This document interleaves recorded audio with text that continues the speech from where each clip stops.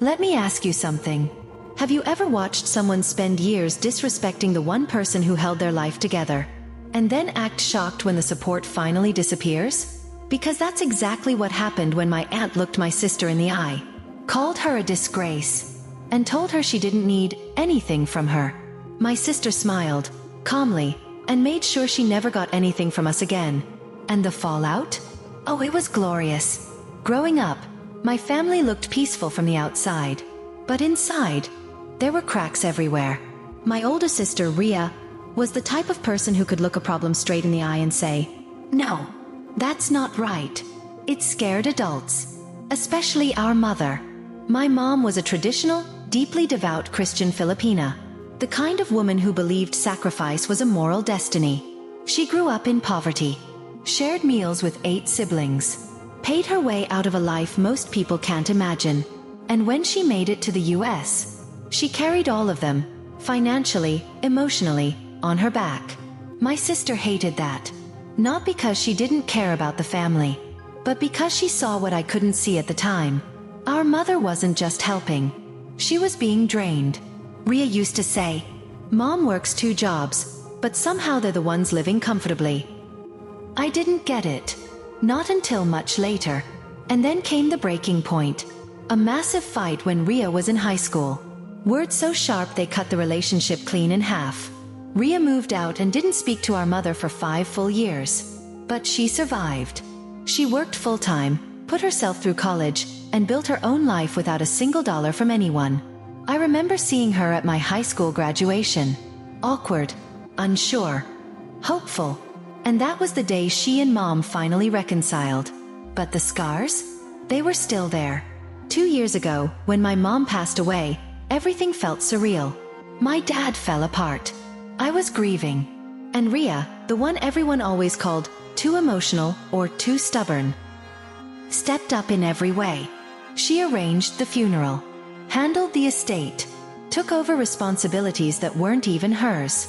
And one responsibility she quietly continued? Supporting my mom's youngest sister, my Aunt Jana, and funding Jana's daughter's education. She never told me. She never told anyone.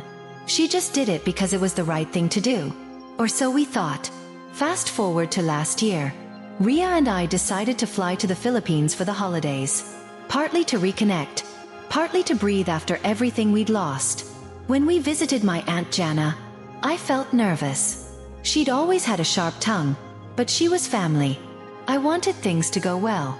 But the second we sat down to dinner, I felt the tension thickening in the room like humidity before a storm.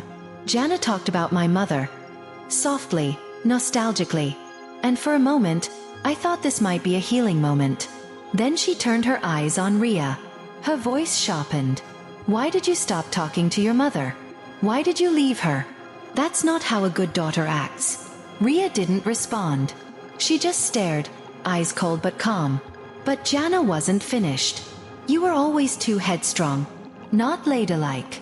Not soft. How will you ever get a husband with that attitude?" I felt my jaw drop.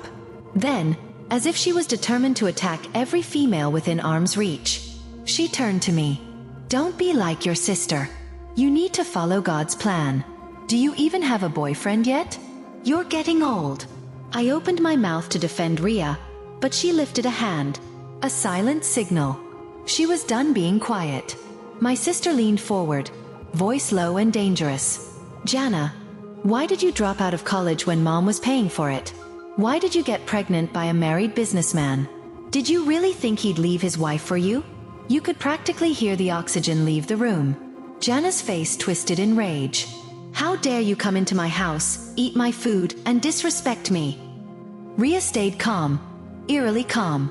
"Technically," she said, "it's Mom's house, and you have food because Mom supported you for 15 years. Jana exploded. "I don't need your attitude. I don't need your money. I don't need anything from you." Ria's smile froze. A very specific, chilling smile. "Are you sure?" she asked. "Completely sure? You don't need anything from me?" Jana stood up, shaking with rage. "I don't need anything from you. Now get out." Ria nodded slowly. Then she looked at me. Expression calm, eyes like ice. You heard her. Let's go. And that's when I realized.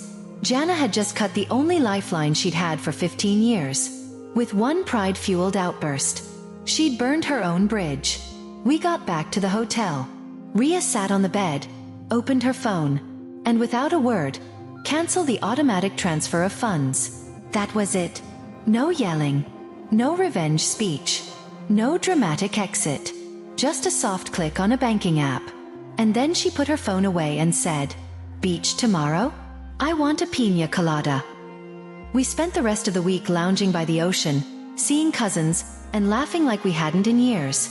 Meanwhile, Jana had no idea what was coming. I found out yesterday, through cousins, that Jana's money ran out. Fast. And when I called Ria to tell her, she said, "What? Already? There was enough for the whole year." I said, "Did you tell her that?" "Basic math," she said. "Not my problem." I hesitated. Will she lose the house? No. It's paid off. As long as she doesn't do something stupid, she'll be fine. I swallowed. And her daughter's college fund? That stays. I'm not punishing the kid for her mom's mistakes. Then she added, "But that's all she gets. If she messes it up, she messes it up." And that was that. No guilt. No second guessing. Just boundaries that should have been there all along.